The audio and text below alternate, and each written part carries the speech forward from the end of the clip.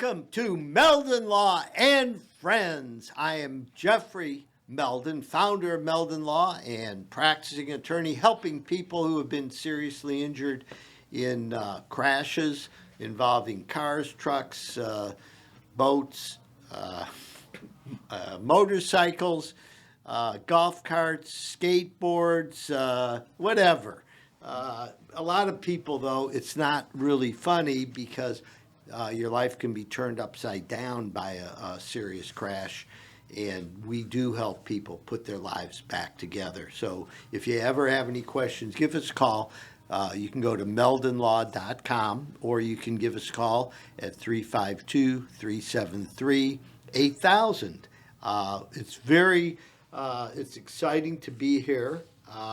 We've got a great guest, Bob Ganzak, who is the leader of the local Dale Carnegie course here in Gainesville, Florida, is going to be on our guest. Bob also has experience in other cities and is really someone that we look up to at Meldon Law. We've had, I think we're up to 14 team members that have gone through the Dale Carnegie Leadership and Success course. So if you don't know anything about it, stay tuned, because Bob is going to tell you all about what Dale Carnegie's course is. It's not all about public speaking. It has a lot to do with life principles and how to, number one, succeed in life, and number two, enjoy life more. Both very important principles to keep in mind. A couple things are going on here in North Central Florida. Of course, the World Equestrian Center is rocking and rolling nowadays. It's wintertime, which means all the people from all over are coming down to Ocala, Florida, and we're going to have a good time at WEC. We're sponsoring events out there, and shout out to all our friends, at WEC and Marion County for putting together what's probably the most remarkable horse. I call it the Horse Disney World. If you love horses, then you definitely need to check out the World Equestrian Center and see what's going on there. Lots of events. It's really become a small city. So enjoy it and have a great time. A couple other things going on. We got Gator Gymnastics. The Gator Gymnastics team ranked number 2 in the country. May wind up being the national champion. And the girls that you see on the show presented at the O-Dome, the Exactech Arena in Gainesville, or on TV Friday nights on the SEC network, are Olympic caliber champions. You're going to see them perform in Gainesville if you go to the events, and you're going to see them in the Olympics coming up in 2024, I believe. So let's support our Gator Gymnastic team. Not only that, it's so much fun. Meldon Law has what we call Fan Fest there. We have a Wheel of Fortune. We give away gifts to everybody who comes and visits us at the Fan Fest booth. Enjoy it. Have a time coming around, and you may win one of our terrific prizes. You will win one of our terrific prizes, as a matter of fact, because everybody wins. Gator basketball, women's. So the women's basketball team has become best friends with my wife, Patricia, and myself. Kelly Ray Finley, the coach, is awesome. She was the new coach of the year last year. She's really turned the team around, and we have a lot of really fine athletes on the women's team. Usually it's the men's team that gets all the love and all the attention. However, I promise you, if you come see the Gator women's basketball games, you'll have a blast. They're either, some nights are free, some nights it's $5. If you want to tickets, just call us at Meldon Law. We'll get you tickets to the Lady Gator basketball team because we support them. We went to some practices and watched them practice. They're really hardworking young ladies who are putting on a terrific athletic performance for everybody. So let's support those teams. We like to support the teams that aren't quite as famous as football and basketball in the men's arena. So let's help our Lady Gators out. We got, some great games. So basketball, the Kentucky game is February 22nd. We're giving away tickets on Facebook page. Go to Meldon Law Facebook page, and you will be able to get into some great seats for the Kentucky game. And for those of you that haven't been to a Gator basketball game versus Kentucky, I promise you it is quite an event. The sea of blue that invades the O-Dome is massive. So we need all the help. Come and cheer us on. And everyone in the arena will be getting a Gator Meldon Law t-shirt for free. So that's pretty cool. I think we're having 11 or 12,000 of them made. So don't miss out on your Meldon Law t-shirt at the Kentucky basketball game, February 22nd. Anyhow, a couple other things going on. The Matheson Museum on February 24th. It's a Friday night, 7 o'clock. The Matheson Museum is located in Gainesville, Florida. You can check out the event. It's called The Gainesville Music Scene in the 1970s, featuring the Great Southern Music Hall and the photography of John Moran. We're going to have special guests there to celebrate the Great Southern Music Hall, of which I was one of the two co-founders with Jim Forsman, and Jim is still lives in Gainesville. He's going to be there, and we're going to be telling stories about what went on, how we created this 800-seat performing arts theater right on University Avenue in the middle of Gainesville. And some of the acts that we had there were absolutely incredible. I think there's 10 or 11 Rock and Roll Hall of Fame members that performed for us at the Great Southern Music Hall. And those of you that lived in Gainesville during the 1970s will know just how exceptional the Great Southern performances were. We had performers such as Bo Diddley, Jerry Lee Lewis, Jimmy Buffett, Bob Seger, Bonnie Raitt. For you blues fans, Muddy Waters. For you comedy fans, we had Cheech and Chong and Steve Martin. The country fans enjoyed Waylon Jennings and, of course, Earl Scruggs. For you R&B fans, there was Ray Charles, Howlin' Wolf, and how about Ike and Tina Turner, along with Jimmy Cliff, Greg Allman from the Allman Brothers, Minnie Riperton, Eric Burden from the Animals. So they're all featured at the Great Southern Music Hall event at the Matheson Museum. Check it out. Just go to just Google Matheson Museum. The tickets are free. Friday, February 24th, 7 p.m. You do need to register ahead of time. Meldon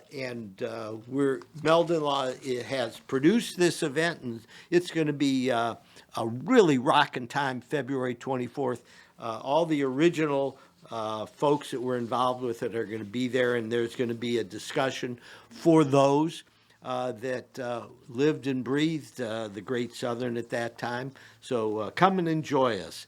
We're going to go to a short break, and then we're going to be back on Meldon Law and Friends with our great guest, Bob Ganzak, who's going to talk about the Dale Carnegie course. Meldon Law has been serving personal injury victims since 1971. In those days, Jeffrey Meldon's presence as an attorney in the music scene dubbed him with the nickname the Hippie Attorney. And although times have changed, two things haven't: our commitment to bettering our community by helping the injured, Albert, are you ready to go to the game? And our love for the Florida Gators. If you bleed orange and blue, Meldon Law is the firm for you.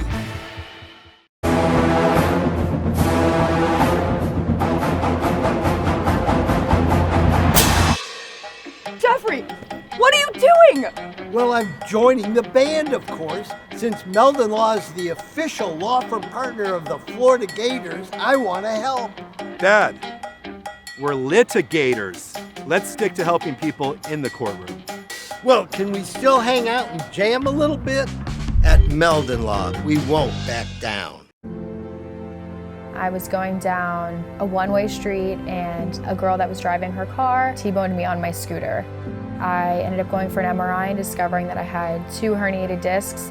Coming to Cary allowed me to not have to worry about what doctor I was going to see or what physical therapist I had to go to. They say, these are the people we trust. You're going to have a great experience there, and I honestly did each time. Call Meldon Law. Your consultation is absolutely free. I was driving behind a lady, and very suddenly she moved out of the way. There was a log laying in the road, and when I hit my brakes, I went on top of the log. I had 2 herniated discs. I just haven't been the same since. Jeffrey Meldon fought for me all the way. Him and his team really went there for me. Throughout the whole lawsuit, he made sure that my bills was paid. It was never no whenever I called him and asked him for something. Call Meldon Law right now. And I was in an accident. Someone ran a red light and hit me, and I was hurt. You don't know where to turn. Luckily, I called Jeffrey. These big insurance companies, they don't want you to win. They truly don't. But Jeffrey and his firm and the people that work here, they just really fight for you. You call the law offices of Jeffrey Meldon because you're going to need help, and they will help you. Call Meldon Law right now. Hey, Sammy, look who's there. Say hi. Hey!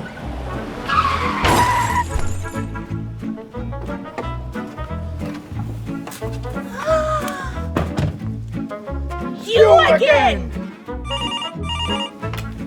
Meldon Law, Jeffrey speaking. Jeffrey! Somebody else hit us here! Here we go again.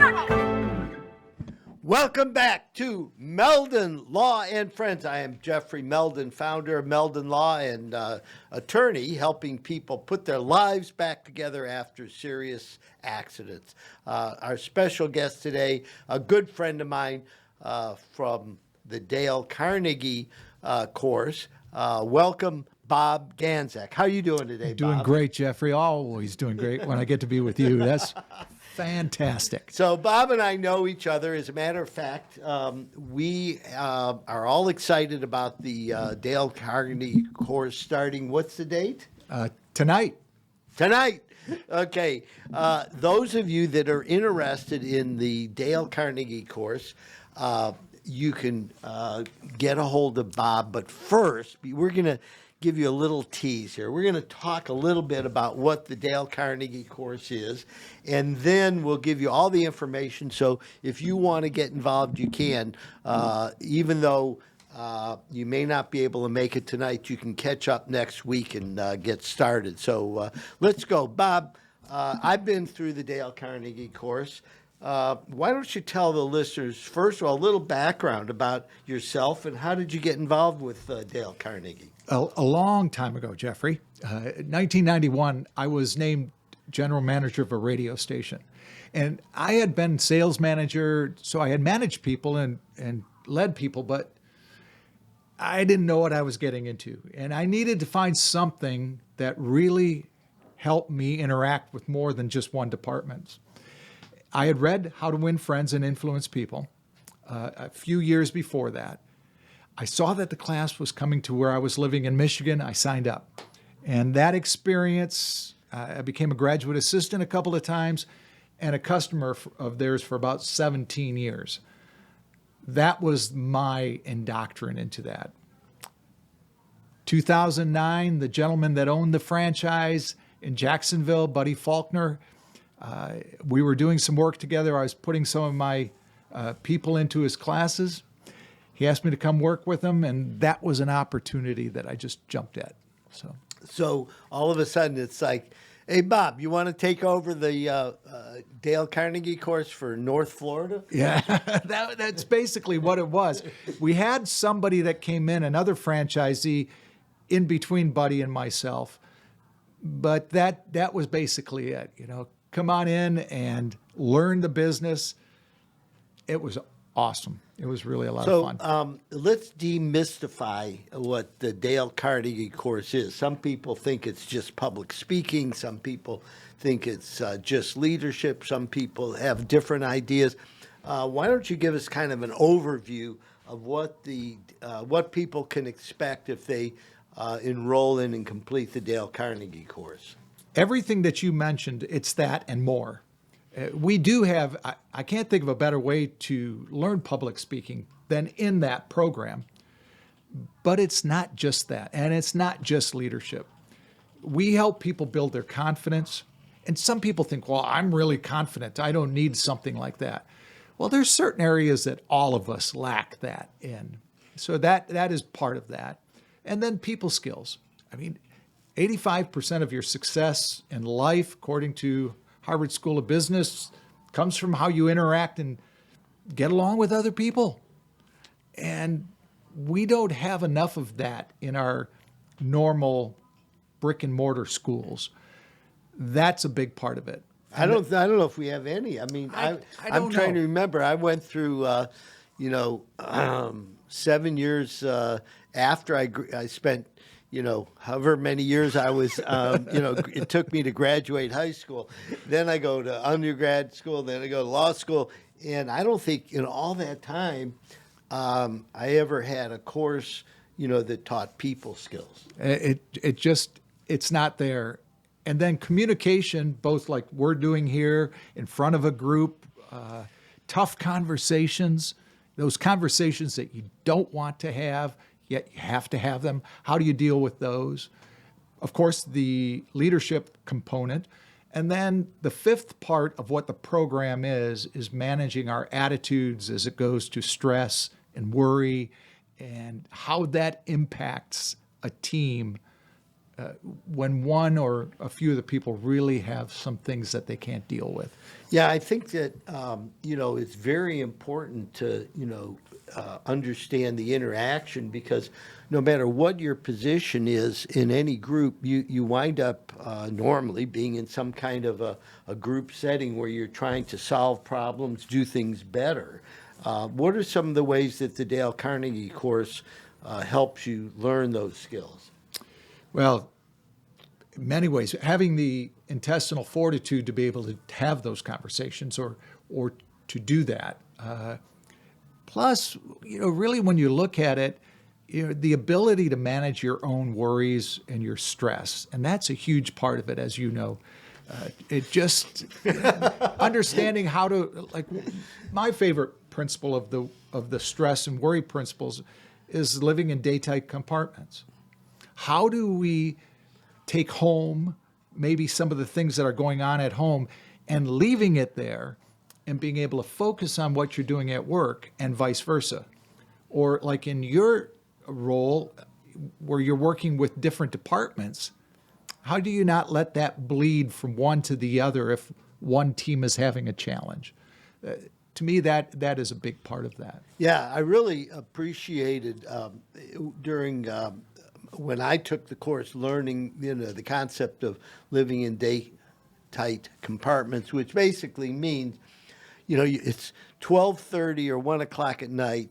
You got something on your mind that's worrying you, driving you crazy about how you're going to solve this problem or whatever.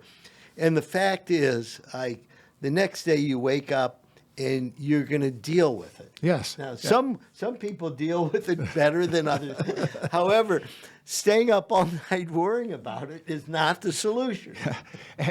Mr. Carnegie says in the book about insomnia, don't worry about insomnia because your body's going to shut down when it needs to. Don't sit there and toss and turn. Get up, read a book, do something, and you'll get back to sleep. But so many of us start and think, I've got a meeting at 10 tomorrow. I can't get any sleep.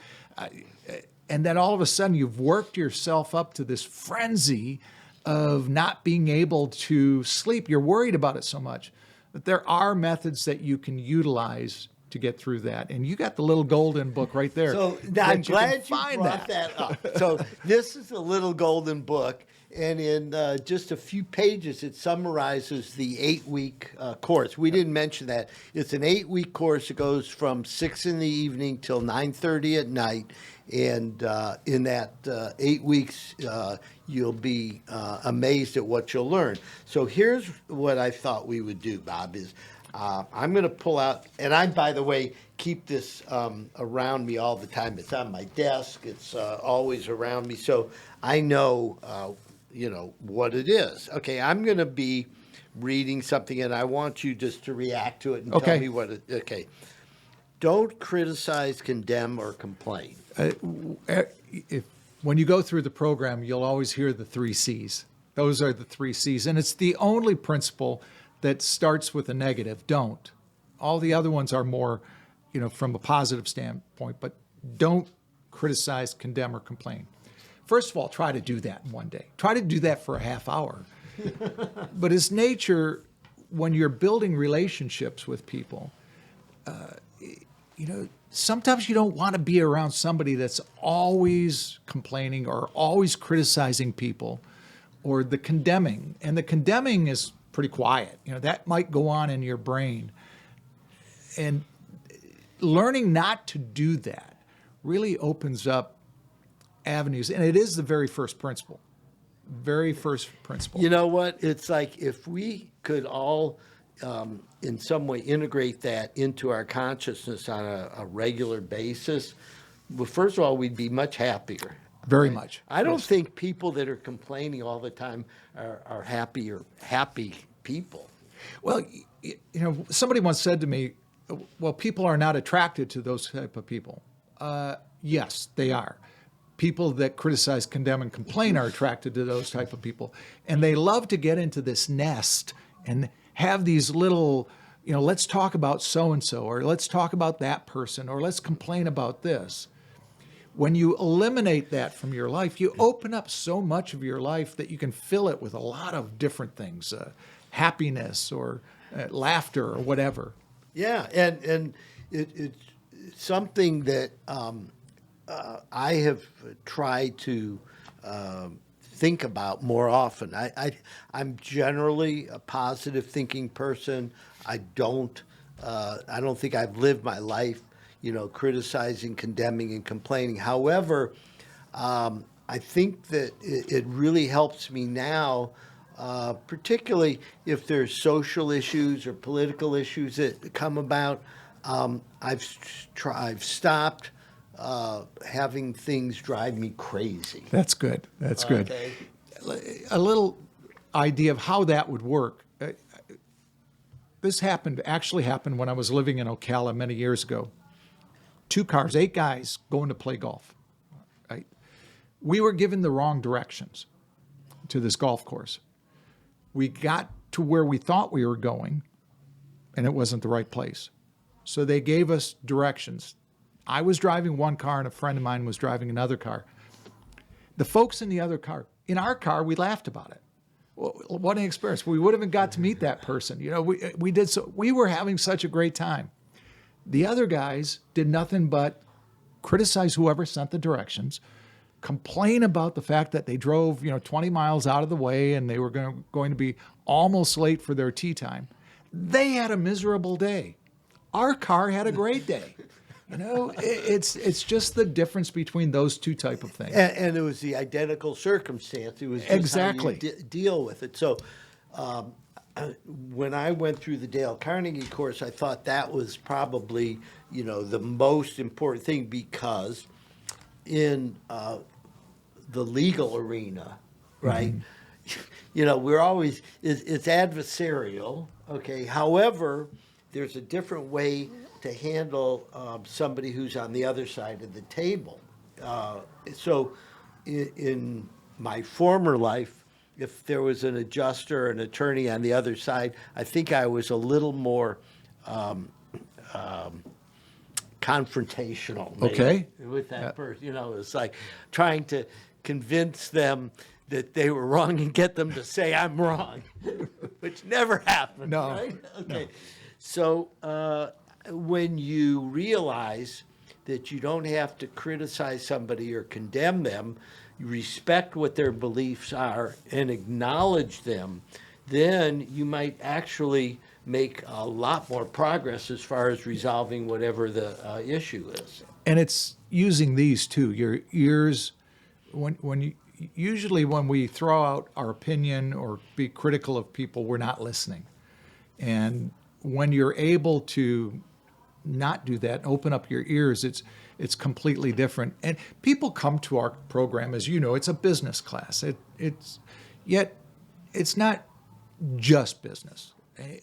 Oh, it's definitely a lot more. That principle for parents, we can find our kids doing something wrong all the time, and we usually do, and we usually point it out.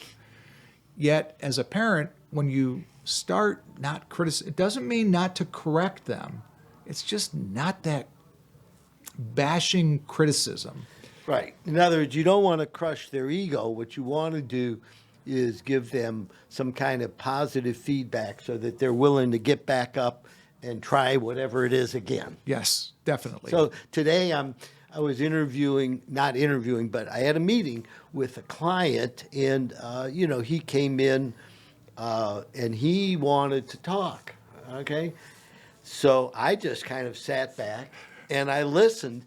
And what's amazing is he probably walked out of that saying, what a great lawyer, because I sat there and listened to this guy go on and on and on and on, right? Yes. And I certainly, helped direct the conversation a little to what the legal issue was involved. But that's something that I learned in the Dale Carnegie course. I think I had done it in the past, but it reinforced the idea. What you were just talking about is let the other person have their say. Yeah. There's principles, become genuinely interested in the other person, which you need to be interested in that person in order to listen to them. And then let them do a great deal of the talking, definitely, and be a good listener and encourage them to talk about themselves.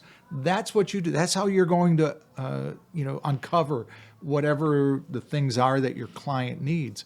And the other side of that too is that you really make them feel important when you listen to people. And you're not everything through the Dale Carnegie book is sincere and honest. I mean, it's not a manipulative way of living. So it's you've got to really want to be that type of a person. Yeah. So that leads me to my next principle here. The only way to get the best of an argument is to avoid it. Let's talk about that. Definitely. Principle number 10. It's just one of those things that nobody wins in an argument. And if you see that the temperature has risen in the room, it's best for you to go down. Not try to get in a shouting match, not try to talk them down or prove you're right. It's, hey, let that person go. And the story that Mr. Carnegie tells in the book is just awesome, where the individual said that, that came from a Shakespeare play, and Mr. Carnegie was talking him down. He was having that argument with him and talking about it. And he brought his buddy in to say, aren't I right? And the guy said, no, you're wrong, Dale, you're wrong. So when they were driving home later on, he asked him, you knew I was right. Why'd you say? He said, it was his party. Why are you going to do that in front of him and all of his guests? He'll figure out down the road that you were right and that he was wrong. And because you didn't argue with him, he's going to think a lot higher of you. And that's an amazing consequence of learning some basic social skills, right? People skills.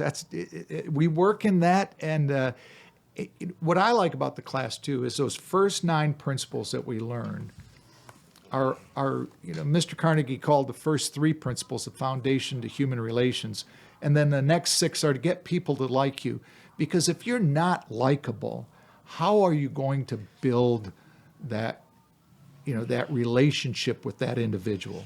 How are you going to gain their willing cooperation, or how are you going to lead them down the road when you get to that point?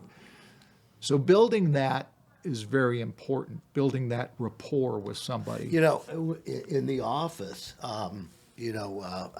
many years ago, I read a book called The 1 Minute Manager. Yes. Okay. Yeah. You know the book, right? And the basic principle is you don't have to spend 25 minutes with somebody to give them a compliment and give them some encouragement and build some rapport with somebody in the office. Yeah, definitely. And if you look at Principle 5 there, Jeffrey, that's something that not enough people do. And it changes the entire Well, wait. atmosphere. You got to tell people what it is. I will. You're Because building up the suspense here. You can walk into a room, say nothing, and just have a smile on your face, and you can change the attitude or the altitude in the room just with a smile. And that's something that is vitally important in our business world today. Is sometimes we get so pressured that we're not thinking about it, and we're walking around with the weight of the world on our shoulders or on our face. Sometimes you need to put that smile on your face just to change the attitude. That's one of the things that I missed when we were closed during COVID. The interaction in the office. Our office has it's kind of like a racetrack because it's oval. Okay, and one of my regular routines when I come into the office is I go door to door and just say hello. And during the day, I'll, hi, Mary, what's going on? You're doing a good job. I saw this stuff, let's get together on it later on. Things like that really mean more to a person, particularly if I'm in the position of authority and I'm showing them some positive feedback to make them feel better during that day. And of course, then they help our clients more. They're more enthusiastic, and all that comes. So let's. That's that old Tom Peters, In Search of Excellence, MBWA, Management by Walking Around, and we missed that during COVID. I mean, that was very difficult because I read that book like right when it first came out. I don't know, late 70s, early 80s, whenever the second of his books came out, and that to me was like an eye-opening thing. Is, what are you wandering around the radio station for? I'm not, I'm making contact with people. And he was one of my heroes early on. Stephen Covey, of course, yes. Was terrific. And, to this day, I've got a stack of about 25 books that I've either read or am halfway through reading because it really energizes me to be able to think about ways to grow. And when you read those books, like the book you gave me a couple of weeks ago, when you read that, you see the thread in there of how to win friends and influence people, because that was that was the initial book of that genre of coaching people. And everybody that has come from after that seems to all refer back, the 7 habits, they all seem intertwined of things that they learned from that experience. Yeah, so the Dale Carnegie book, was it written 1935 or something? And, back then, it was certainly well received. What was remarkable is even after his death, I think his wife carried on the mission. Yes, she did. Tell the story about how all that happened. Oh, well, those are stories that I've heard from her, from his stepchildren. Just amazing that Dale died in 1955, and back then we had a lot of what we refer to as sponsors. Today we're franchisees. Back then there wasn't that type. You were giving a license to be able to produce the program in your territory. So you were a sponsor. And all of these people were kind of like getting together and talking about where the business was going to go. And Dorothy said, no, this is my company. This is the direction we're going. And she just took, the bull by the horns and boom, just really exploded it going forward. So that's something I always love to hear that story. So we need to keep going through be a leader, okay? I'll read a couple. All right. Begin with praise and honest appreciation. And next is call attention to people's mistakes indirectly. Okay.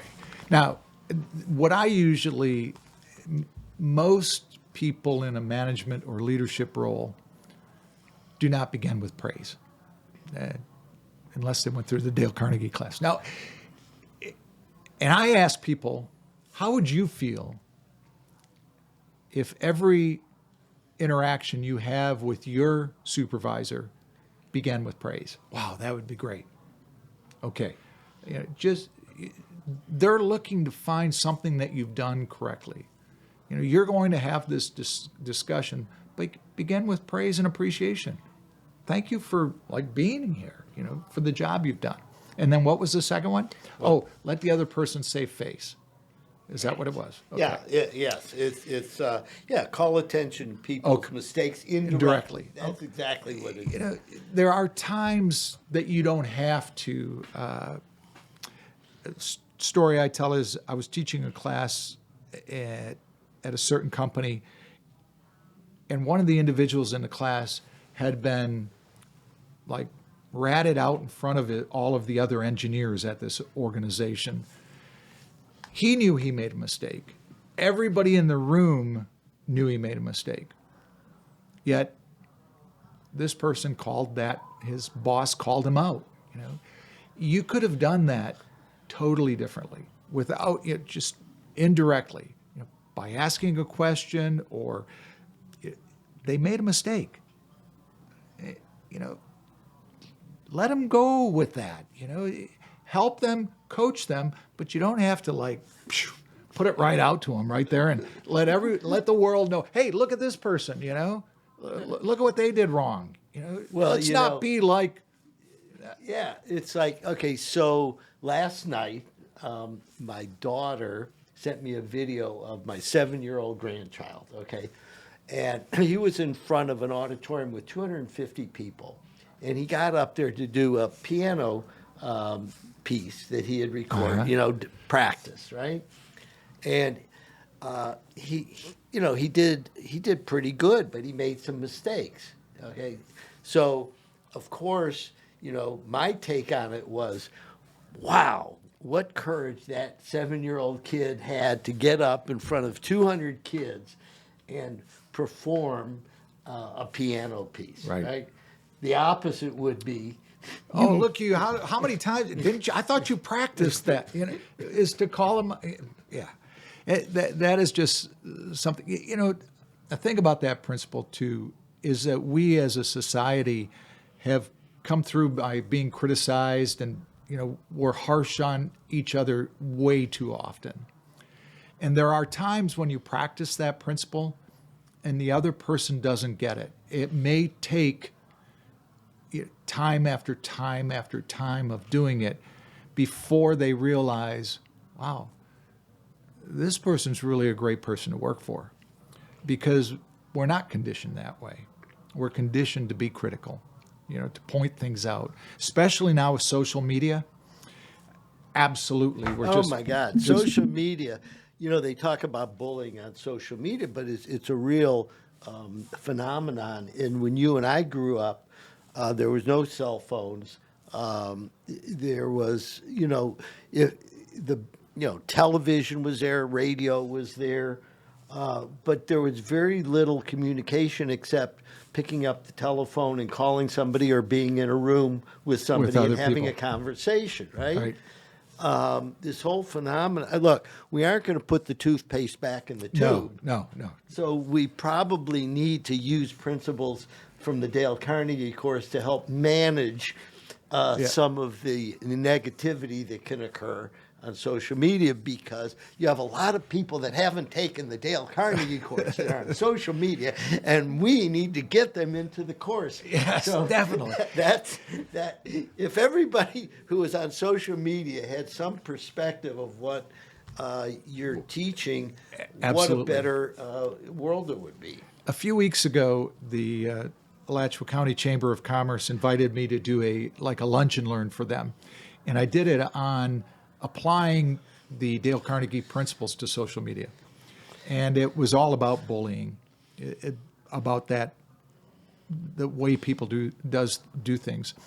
When you look at, if you went to any site that talks about psychology, bullying, and you start looking at the traits and the trends of those individuals that do a lot of bullying, and then you start looking at it on social media, it's incredible to just see it's an insecure thing. It's a need to control, to have the last say, to put other people down, to make you feel bigger. All of those things going in there. And if you apply those principles to social media, as I did with that group that day, I could see the lights going on in their eyes, like they were like, wow, this really does. So, okay, let's wrap this up with a call to action. Okay. The call to action is do something to better your life. And the way you can do it, I promise you, in 8 weeks, you will improve your life if you enroll and take the Dale Carnegie course. So, Bob, tell us a little bit about how to go about it. What's the first step they need to take? Well, they can go to our website, jacksonville.dalecarnegie.com. Even though it says Jacksonville, it's for all of North Florida and South Georgia. So jacksonville.dalecarnegie.com and register. Now, we do have a class starting tonight. It's just a couple hours away. If you want to come, just show up. It's at Caldwell Banker, M&M Parish, Caldwell Banker, out on 39th. Come out there, and I'll get you registered. We'll figure that out down the road and get you involved. But that's the best way to get a hold of us. So, again, if you just put in, Dale Carnegie, if you Google it, you can, I've done it because I put in Dale Carnegie Jacksonville. I put in Dale Carnegie Gainesville, and it goes to Jacksonville. It goes to Jacksonville. Yeah. So, for those of you that are like me and want something really simple, just Google it. Yes, perfect. And I promise you, it will be the best favor that you ever do for yourself and those that you love and that you're around. I want to thank Bob Ganzak for joining us on Meldon Law and Friends. And please do something, take action, and take the Dale Carnegie course. We'll see you next week.